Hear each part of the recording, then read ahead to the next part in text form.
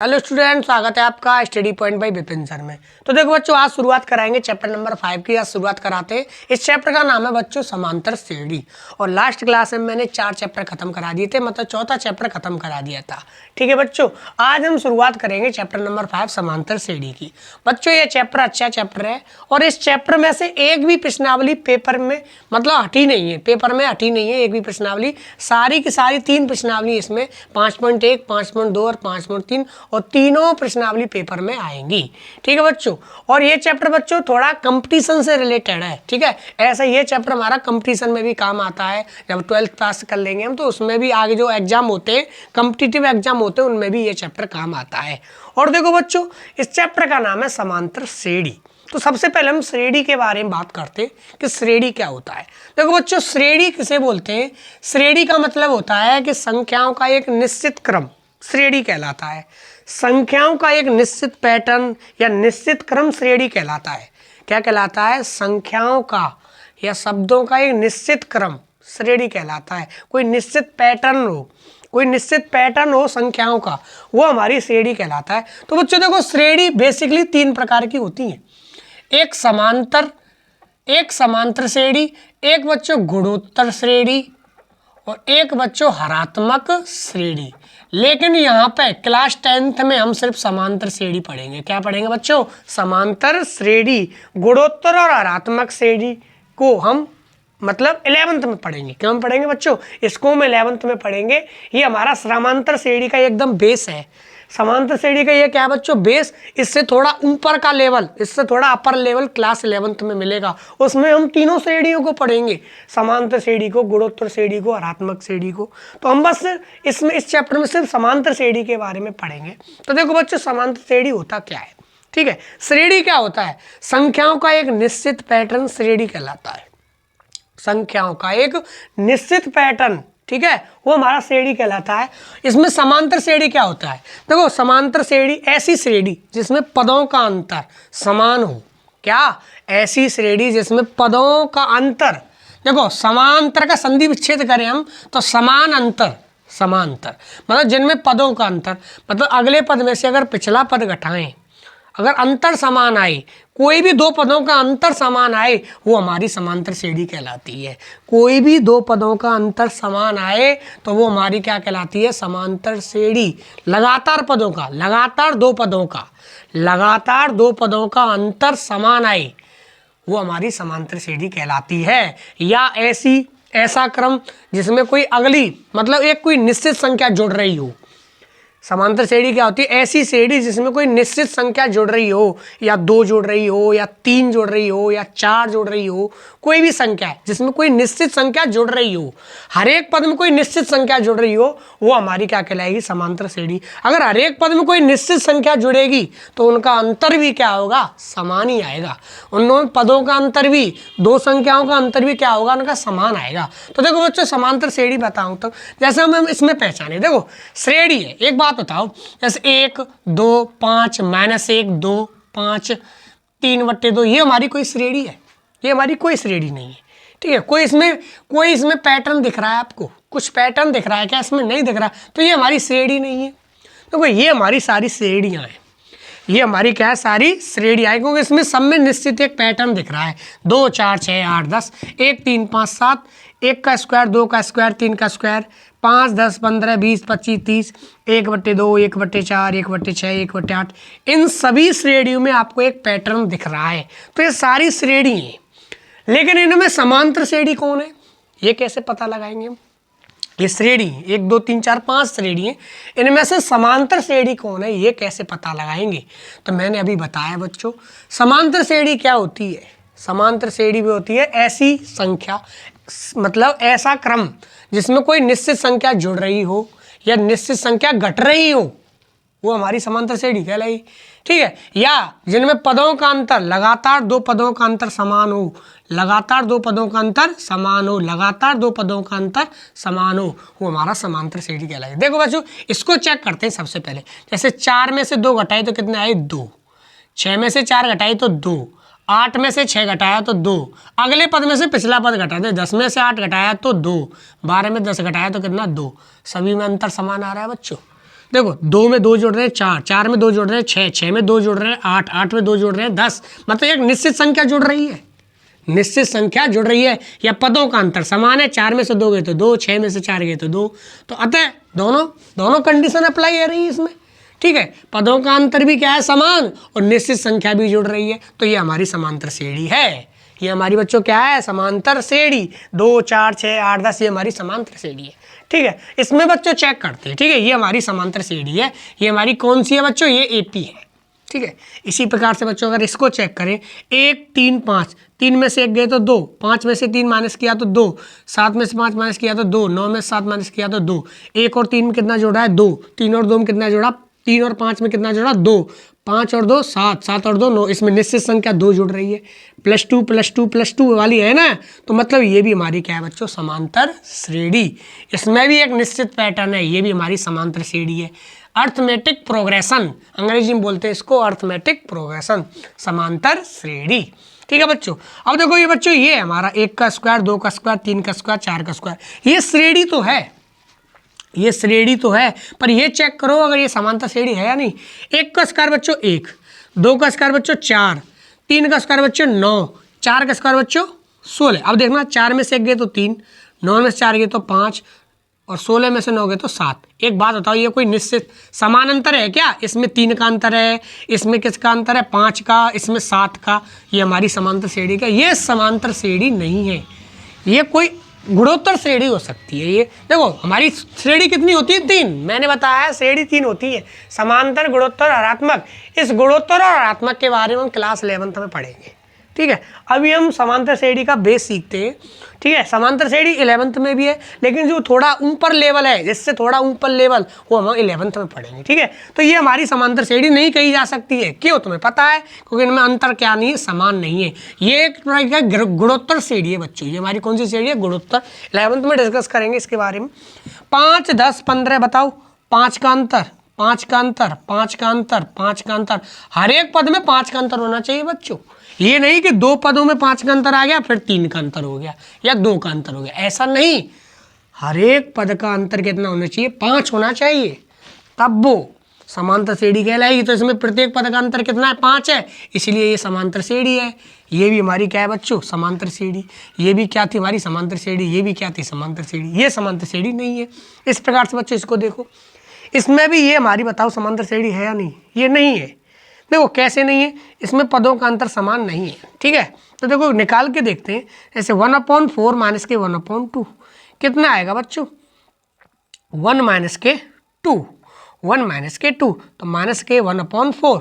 अब बच्चों 1/6 माइनस 1/4 करके देखें तो कितना लास आया बच्चों इसका, 24, 4 माइनस के 6 माइनस के 2/24, 1/12। तो पदों का अंतर इसमें समान नहीं है, तो इसलिए ये भी हमारी समांतर श्रेणी नहीं है, ये भी हमारी समांतर श्रेणी नहीं है बच्चों, ठीक है बच्चों। तो मैंने क्या बताया, समांतर श्रेणी ऐसी समांतर श्रेणी, मतलब ऐसी श्रेणी जिसमें कोई निश्चित संख्या जुड़ रही हो या लगातार 2 पदों का अंतर समान हो। लगातार पदों का अंतर क्या है, अगले पद में से पिछला पद घटाएं तो उनमें समान अंतर आना चाहिए, ये सभी पदों के लिए होना चाहिए, ठीक है। 2 का अंतर है, इसमें भी 2 का अंतर है, इसमें भी 2 का अंतर है, ये हमारी समांतर श्रेणी कहलाएगी, ठीक है बच्चों। देखो बच्चों समांतर श्रेणी, अब बात करते हैं समांतर श्रेणी मतलब किस टाइप की होती है। एक समांतर समीकरण, समांतर श्रेणी का समीकरण सा लिखते हैं, ठीक है। समांतर श्रेणी का फॉर्मेट किस रूप में होता है, ये चीज देखते हैं। तो देखो बच्चों समांतर श्रेणी इस फॉर्मेट में पाई जाती है, जैसे ए हमारा कोई पद है, समांतर श्रेणी का ए कोई प्रथम पद है, ये हमारा सबसे पहला पद है, तो इसमें a + d दूसरा पद, मतलब d जोड़ेगा, मैंने बताया कोई निश्चित संख्या जोड़ेगी, a और a + d। इससे अगला पद क्या होगा बच्चों, a+, इसमें d फिर जोड़ेगा तो a+ कितना हो जाएगा 2d, d जुड़ रहा है ना। देखो a में क्या जोड़ा, d, पहला पद a में फिर क्या जुड़ा, a में क्या, a पहला पद है, दूसरा पद में a में 1 d जुड़ा, तीसरे पद में 1 और d जुड़ जाएगा तो a + 2d हो जाएगा, चौथा पद a + 3d हो जाएगा, पांचवा पद a + 4d हो जाएगा। ऐसे ही बच्चों ये हमारा समांतर श्रेणी का ऑफिशियल रूप है, एक तरीका से समांतर श्रेणी का मानक रूप है ये बच्चों, इस रूप में पाई जाएगी हमारी समांतर श्रेणी। और डॉट डॉट डॉट डॉट, अगर मैं nवां पद निकालना चाहूँ, गौर करिएगा, अगर मैं nवां पद निकालना चाहूँ तो कितना होगा, a प्लस, देखो जब दूसरा पद है तो 1d है, तीसरा पद है तो 2d है, और चौथा पद है तो देखो 1 2 3 4, चौथा पद है तो 3d है, पांचवा पद है तो 4d है। अगर nवां पद होगा तो n-1 इंटू डी होगा, एक कमी तो होगा। देखो पांचवा है तो 4 है, चौथा पद है तो 3 है, तीसरा पद है तो 2 है, 2d है, और nवां पद होगा तो n-1, एक कमी तो होगा n, तो n-1 इंटू डी होगा। ये हमारा nवां पद है। देखो इसमें बच्चों प्रथम पद क्या होता है, प्रथम पद फर्स्ट टर्म, तो प्रथम पद बच्चों हमारा कहलाता है ए। क्या है बच्चों, प्रथम पद क्या कहलाएगा हमारा, ए कहलाएगा बच्चों, क्या कहलाएगा, ए। ठीक है, इसमें डी क्या है, डी को बच्चों बोलेंगे हम सर्वांतर। ठीक है बच्चों, डी को क्या बोलेंगे हम, सर्वांतर। जितने का अंतर है, प्रत्येक पद में जितना अंतर है वो क्या कहलाएगा, डी। क्या कहलाएगा बच्चों, वो डी कहलाएगा। तो हमारा सर्वांतर कितना है, डी। ठीक है बच्चों, कितना सर्वांतर है, डी, और सर्वांतर हमारा डी है। इसी प्रकार से अगर nवां पद, देखो बच्चों अभी nवें पद की जरूरत नहीं, लेकिन मैं यहाँ पर लिख दे रहा हूँ कि nवां पद कितना है, a प्लस n-1 इंटू ये d है। इसके बारे में हम बाद में बात करते हैं, ये nवां पद है। अगर बच्चों हमको देखो प्रथम पद a सर्वांतर d, अगर मुझे पांचवा पद निकालना हो बच्चों, कौन सा पद निकालना हो, पांचवा पद, तो इसको हम t5 लिख सकते हैं। क्या लिख सकते हैं, t5 या a5। ठीक है, डिनोट कर सकते हैं हम, या t का मतलब टर्म, पांचवा पद, और इसको भी पांचवा पद से। तो देखो कौन सा पद निकालना है, पांचवा पद, तो a प्लस 4d करेंगे। क्या करेंगे, a प्लस 4d। अगर बच्चों मुझको सातवां पद निकालना है, कौन सा, सातवां पद निकालना है, t7 या a7 निकालना है बच्चों, तो कितना करेंगे, सातवां है तो 6d करेंगे। अगर बच्चों मुझको 18वां पद निकालना है, a18 निकालना है, तो a प्लस 17d करेंगे। अगर बच्चों मुझको 20वां पद निकालना है तो a प्लस 19d करेंगे। अगर बच्चों मुझे 50वां पद निकालना है तो a प्लस 49d करेंगे। 50 है तो 49, 20 है तो 19, 18 है तो 17, 7 है तो 6, 5 है तो 4। अगर बच्चों मुझको 100वां पद निकालना है तो a प्लस 99d करेंगे। देखो बच्चों कौन सा भी पद निकालना हो समांतर श्रेणी का, देखो ये तो 1 2 3 4 5 है, यहाँ तो 5 पद तक दे रखा है। अगर मुझको 100वां पद निकालना हो तो 100वां पद क्या हो जाएगा, a प्लस 99d हो जाएगा। 50वां पद a प्लस 49d हो जाएगा। 20वां पद a प्लस 19d हो जाएगा, क्योंकि भाइयों दूसरा पद है तो दूसरे पद में 1d है, तीसरे पद में 2d है, मतलब 1d कम है ना। ठीक है, तो इसी के अकॉर्डिंग हम कौन सा पद ज्ञात कर सकते हैं। तो देखो कौन सा भी पद ज्ञात करना हो हमें दो चीज़ों का ज्ञात होना आवश्यक है, एक तो हमें a का मान और एक हमें d का मान। अगर मुझको a का और d का मान पता है तो मैं कौन सा भी पद ज्ञात कर सकता हूँ। ठीक है, 50वां, 150वां, 250वां, ठीक है, कौन सा भी पद ज्ञात कर सकता हूँ, 17वां, 18वां, 25वां, अगर मुझे a और d पता है। मैंने बताया कैसे, यहाँ पे a और d के मान रखने हैं, बस ये हमारा पद निकल आएगा। ठीक है बच्चों, तो ये हमारा बहुत इंपॉर्टेंट था, इसको समझना।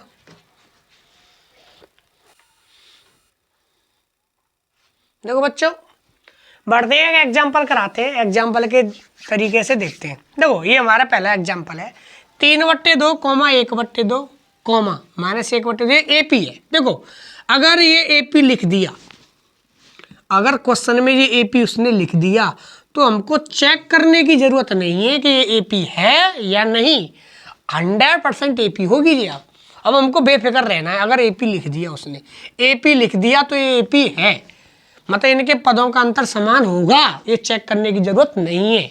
ठीक है, कुछ क्वेश्चन बच्चों होते हैं वो हमको चेक करने पड़ेंगे कि AP है या नहीं, लेकिन अगर उसने AP लिख दिया तो इसका मतलब ये AP है। तो इसमें देखो ये समांतर श्रेणी है हमारी, AP मतलब समांतर श्रेणी है। इसके लिए हमको प्रथम पद ज्ञात करना है, प्रथम पद और सर्वांतर D लिखना है। ठीक है, तो वही दो चीज लिखनी है, प्रथम पद A, प्रथम पद ज्ञात करना है बच्चों A, प्रथम पद A और सर्वांतर ज्ञात करना है बच्चों। क्या ज्ञात करना है बच्चों, सर्वांतर। सर्वांतर कैसे बोलते हैं, D को। तो देखो बच्चों करते हैं, प्रथम पद क्या है, अरे जो पहले लिख रहा है वो प्रथम पद है। इसमें पहला पद कौन सा है, 3/2। इसमें तो कहीं दिमाग लगाने की जरूरत नहीं है बच्चों। प्रथम पद कितना है, 3/2, तो ये हमारा 3/2 है, ये हमारा उत्तर हो गया। अगर बच्चों सर्वांतर लिखना है, सर्वांतर ज्ञात करना है, तो सर्वांतर के लिए क्या करते हैं, अगले पद में से पिछला पद घटाते हैं। ठीक है, किसी भी अगले, इसमें से इसको घटा दो, इसमें से इसको घटा दो, या इसमें से इसको घटा दो, अगले पद में से पिछला पद घटा दो, कोई भी, कोई कौन से भी अगले पद में से कौन सा भी पिछला पद घटा दो, वो हमारा सर्वांतर होगा। तो जैसे बच्चों में a2 माइनस के a1, दूसरे पद में से पहला पद ही घटा देता हूं, 3/2 माइनस के 1/2, 3/2 में से 1/2 गए तो बच्चों कितने बचे, 2, 3 माइनस 1, 2/2, 2 से 2 एक बार गया, मतलब 1 आया। कितना आया बच्चों, सर्वांतर हमारा कितना आया बच्चों, 1 आया। इसका उत्तर कितना है, सर्वांतर कितना है बच्चों, 1। ठीक है बच्चों, यही हमारा इसका उत्तर है। देखो बच्चों कराते हैं एक और एग्जाम्पल, एक एग्जाम्पल नंबर दूसरा आपके किताब का ही एग्जाम्पल है, ये अच्छा एग्जाम्पल है। देखो ऐसे क्वेश्चन भी है निम्न श्रेणियों में, ये हमारी श्रेणी 3 मतलब 2 क्वेश्चन हो रहे हैं, अभी हम 2 करा रहे हैं। निम्न श्रेणियों में कौन कौन एपी नहीं है, हमको ये बताना है कौन कौन एपी नहीं है और कौन कौन है। ठीक है, ये हमको चूज करना है, क्या बच्चों, हमको चुनना है कौन कौन एपी है। यदि इनमें कोई एपी है, अगर इनमें कोई एपी है तो उसके अगले 2 पद लिखिए। देखो अगर एपी नहीं है तो कोई बात नहीं है, तो हम लिख देंगे आता है ये एपी नहीं है। अगर एपी है तो हमको अगले 2 पद लिखने हैं। एपी पहले हमें बताना है एपी है या नहीं, अगर एपी है तो इसके अगले 2 पद लिखने हैं। तो देखो बच्चों इस क्वेश्चन को चेक करते हैं। तो मैंने बताया एपी के लिए ध्यान रखना, एपी के लिए एक काम करते हैं, सर्वांतर ज्ञात करते हैं।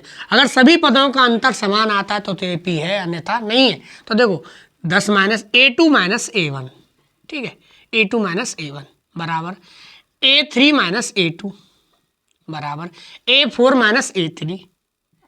अगर ये तीनों बराबर आ जाए तो एपी है। 10 माइनस 4, 16 माइनस 10, 22 माइनस 16। देखना अंतर कितना आ रहा है, 10 में 4 के तो 6, 16 में 10 के तो 6, 22 में 16 के तो 6, तीनों बराबर आ रहे हैं बच्चों। इसका मतलब ये एपी है, अतः यह एपी है, अतः ये एपी है।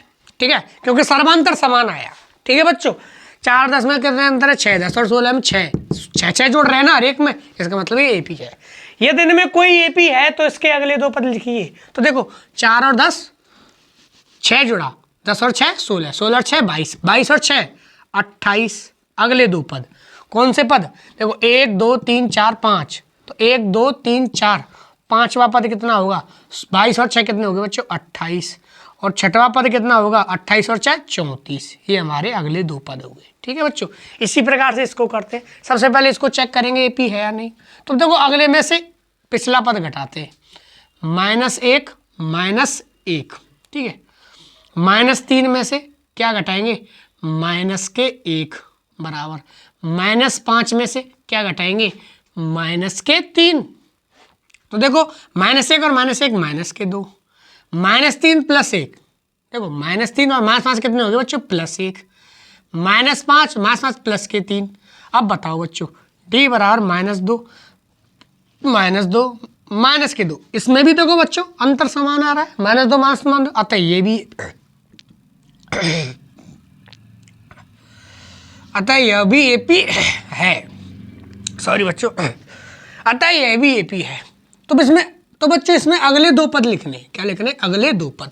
तो देखो 1 -1 -3 -5, अगला कितना होगा बच्चों, 2 घटते जा रहे हैं।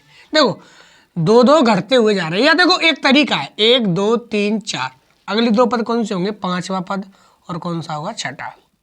5वां पद कैसे निकालेंगे, a+ के 4d करके, a+ के 4d करके। तो a का मान 1 + 4 का मान 4, d का मान कितना निकाला बच्चों, d बराबर -2 है। कौन सा, d बराबर -2, 4 दूनी -8, 1 -8 कितना है बच्चों, -7। ये हमारा अगला 5वां पद है। छठा पद निकालने के लिए a + 5d करना पड़ेगा, मैंने बताया था अभी। छठा पद निकालना तो a + 5d, 7वां पद निकालना तो a + 6d, 8वां पद निकालना तो a + 7d। तो हमको देखो 1 2 3 4 पद तो ये है, अगले 2 पद 5 बार कौन सा होगा, छठा। तो छठवां पद a + 5d। तो a का मान कितना है बच्चों, 1, 5 का मान 5, d का मान कितना है बच्चों, -2 आ रहा है, 5 दूनी 10, 1 -10 -9। ठीक है, देखो 1 -1 -3 -5 -7 और -9, -7 और -9। ठीक है बच्चों, ये हमारे अगले 2 पद है।